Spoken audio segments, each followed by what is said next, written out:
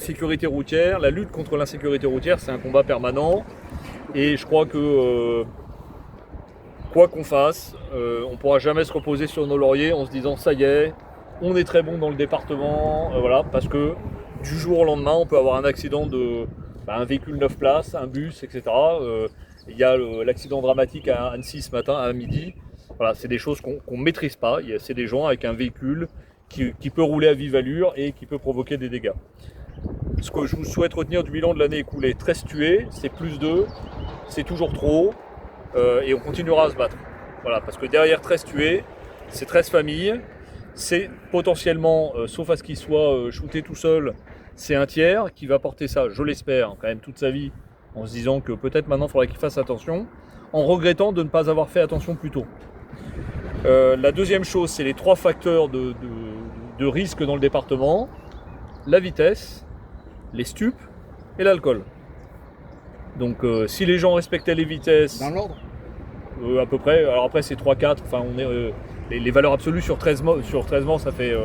Mais vitesse, alcool, stup, c'est le trio gagnant. Et pour faire plaisir à un collègue journaliste, 75% d'hommes au volant dans les accidents.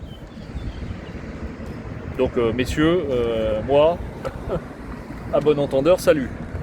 Dans les accidents globaux en fait, Ouais, dans les accidents globaux, dans 75%, le conducteur est un homme. Et puis un point peut-être qui paraît une évidence, mais dans l'essentiel des accidents, la cause de l'accident, c'est le facteur humain. C'est pas l'arbre qui a traversé la route, c'est pas la roue qui est partie toute seule, c'est pas le pneu qui a crevé, c'est je n'ai pas respecté une règle qu'on a tous appris en passant notre permis de conduire, et que le lendemain ou le surlendemain, on s'est dit que celle-là, elle était moins importante que les autres. Et voilà. Donc ensuite, je voudrais formuler des remerciements, alors à mes équipes d'abord, qui œuvrent au quotidien, aux équipes des forces de sécurité intérieure, mais aussi à ceux dont on ne parle pas assez dans ces moments-là, c'est-à-dire tous ceux qui respectent. Voilà, et qui râlent quand ils voient un type qui téléphone au volant à côté d'eux et qui disent mais que fait la police, ou qui voient quelqu'un crier un stop, c'est un truc assez courant. Voilà, moi je remercie tous ces gens-là parce qu'en faisant l'effort, ils contribuent à cette sécurité routière et peut-être au bilan de n'avoir que 13 tués sur nos routes cette année, avec une mention particulière, 2 satisfecit particuliers. Le 31 décembre, on ne fait pas de secret, Waze indique où on est, on a beau se mettre sur tous les axes et attraper tout ce qu'on veut, on se rend compte quand même qu'aujourd'hui il y a un vrai changement de posture. Le 31 décembre, on a des parents, des copains qui boivent pas, qui ramènent tout le monde. Je le dis un peu en plaisantant, mais la voiture est à 5 grammes mais le conducteur est à 0. Voilà, et ça, moi je suis content de faire 0. On a fait la même chose au Salon de l'Agriculture, c'est le 2e satisfecit. Vous avez relevé le nombre important de contrôles qui ont été réalisés. Là-dedans, j'ai vu beaucoup de gens sous, mais jamais ou rarement au volant. Si on prend le nombre de verbalisations rapportées au nombre de contrôles effectués, c'est très positif. Donc ce message-là, il faut le porter. On n'interdit pas de faire la fête. On dit juste quand on fait la fête, on fait attention. Du coup, 5 messages, petits messages de prévention. Le premier, c'est j'ai bu, je conduis pas. Alors, on peut rentrer dans les taux. Moi, je rentre pas dans les taux. La recommandation que je fais, c'est j'ai bu, je ne conduis pas. Comme ça évite de se poser la question, ma corpulence, depuis quand j'ai bu. Au Salon de l'Agriculture avec les collègues policiers, tous les gens à qui on demandait vous avez bu, ils étaient tous capables de nous dire ce qu'ils avaient bu et à quelle heure. Voilà, j'ai bu un dernier demi à 16h30. Voilà. Bon, c'est peut-être qu'ils faisaient attention ou ils ont tous bu à la même heure, mais bon. La deuxième chose, on a eu un cas tout à l'heure. Ouais. Le deuxième cas qu'on a eu tout à l'heure, c'est je ne consomme pas de stup.